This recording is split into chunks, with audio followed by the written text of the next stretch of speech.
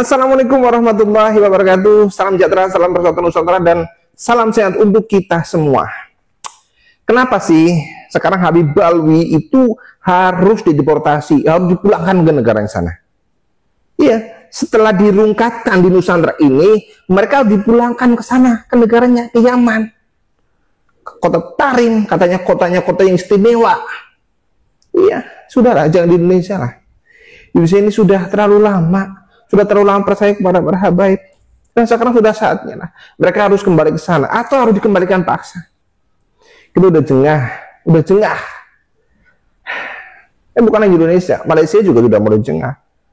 Dan memang setelah Balwi ini kita rungkatkan di Indonesia, nanti selanjutnya Balwi harus kita kirim, kita deportasi ke negeri asal leluhurnya sana di Yaman. Ya, harus kita kirim ke sana, harus kita pulangkan, ya, harus kita pulangkan, kita paksa untuk pulang.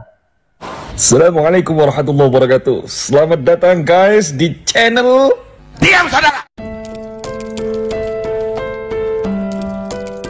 Tahu nggak kenapa saya ngomong begitu? Karena ada beberapa alasan. Ada 5 alasan yang mendasari saya itu untuk ngomong seperti ini. Ya, yang pertama, para Habib Balwi itu tidak terbukti sebagai min zuriyati Rasul, sebagai keturunan Rasulullah, sebagai cucunya Nabi. Mereka para Habib Balwi itu tidak terbukti, baik secara ilmu sejarah, ya, secara data sejarah, kemudian dari ilmu filologi, dari ilmu DNA, banyak sekali, bahkan sampai dengan masalah akhlak-akhlak. Mereka ini tidak terbukti sebagai keturunan Rasulullah. Jadi ya, harus segera kita pulangkan. Kemudian yang kedua adalah klaim tentang sejarah bangsa Indonesia. Iya, klaim sejarah tentang bangsa Indonesia yang semuanya itu dikaitkan dengan Balwi. Ini tentunya dapat merusak peradaban Indonesia, peradaban Nusantara.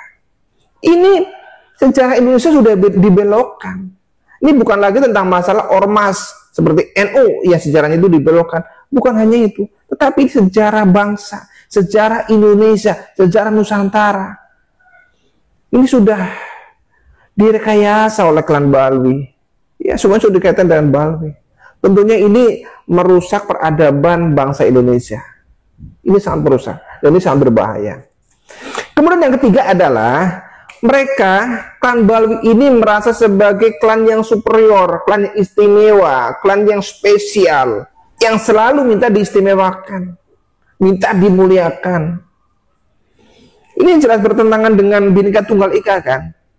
Iya kan? Berbeda-beda tetapi tetap satu. Dari Sabang sampai Merauke semuanya sama. Tetapi untuk klan Balwi tidak. Mereka merasa klan mereka itu adalah klan yang superior. Ya, seperti halnya dalam kitab An-Nahrul Mawrud, mereka para Habib Balwi menyebut kita, menyebut orang-orang Azam atau orang-orang non-Arab itu sebagai binatang.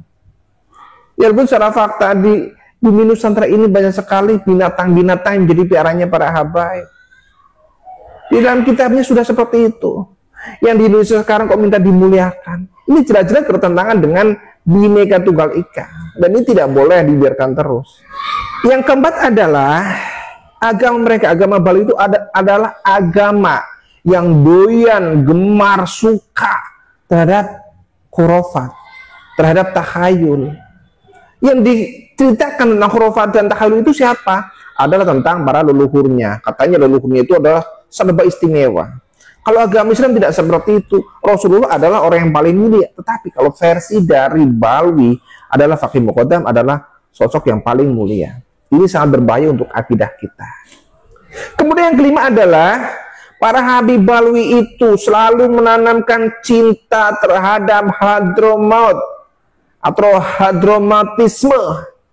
Yang artinya kita sebagai pribumi Nusantara itu harus mencintai Nusantara. NKRI harga mati, hubul waton minal iman. Tetapi kalau untuk Habib Balwi mengajari kita, mengajari orang-orang Nusantara, mengajari para muhibbin dan budaknya, itu bukan untuk mencintai negeri kita, leluhur kita, Nusantara kita, tetapi mereka akan selalu mendoktrin supaya kalian para muhibbin, orang-orang ajam itu, untuk mencintai Hadramaut. Banyak kisah-kisah yang diceritakan tentang keistimewaan Hadramaut, walaupun itu hanya kisah-kisah semu. Ada pasir tarim atau inat itu yang katanya harum, pasir bercampur dengan pasir surga, yang tentunya akhirnya akan diperjualbelikan. Makam-makam aulia di sana, orang-orang di sana itu rata-rata adalah wali. Di sana di setiap RT itu ada sekian puluh masjid. Ini kisah-kisah yang tolol begitu. Cerita-cerita yang halus, cerita yang tolol. Tapi kok ya para budak-budak di Indonesia ini, para muhibbinnya, kok ya masih percaya begitu. Di sini kita yang miris gitu. Sehingga dari beberapa poin itu, ini bukan lagi tentang masalah organisasi Nahdlatul Ulama, tentang NU yang telah dicuri, NU yang telah dibelokkan sejarahnya, NU yang telah diobok-obok, bukan. Tetapi ini tentang negara kesatuan Republik Indonesia yang jelas-jelas sudah diacak-acak oleh klan Balwi. Maka tugas kita adalah secepatnya, ketika para Habib Balwi itu kita rungkatkan, kita segera mengirim para Habib Balwi ke habitatnya, yaitu ke tanah leluhurnya, yaitu kota Yaman, kota Tarim, dan bukan di Nusantara. Ya, kita harus segera bertindak seperti itu. Jangan sampailah anak cucu kita nanti yang keder. Kasihan anak cucu kita kalau perjuangan ini tidak diteruskan. Kasihan anak cucu kita. Kita sudah lama terjajah oleh Portugis, Inggris, Belanda, Amerika, Jepang. Kita sekarang sedang dijajah oleh para Habib Balwi. Jajahnya itu bukan dengan senjata, tetapi dengan doktrin-doktrin tentang agama, dengan doktrin-doktrin, dengan agama, dengan kisah-kisah khurafat. Ya, dan mereka sudah punya pasukan banyak di Indonesia ini. Yaitu siapa? Para centeng-centengnya, para muhibbin dan para budaknya. Jangan sampailah nanti negara kita ini diambil oleh mereka. Ya mungkin dari kalangan nasionalis, kalangan negarawan belum sampai ke masalah seperti itu. Mungkin dikiranya ini hanya masalah organisasi, yaitu NU dan para habaib, NU dan Rabitul Alawiyah. Tapi mereka bakal menyesal ketika suatu saat para habib ini sudah semakin menancapkan taringnya di bumi seperti ini. Iya, dikiranya mereka tidak mengancam NKRI.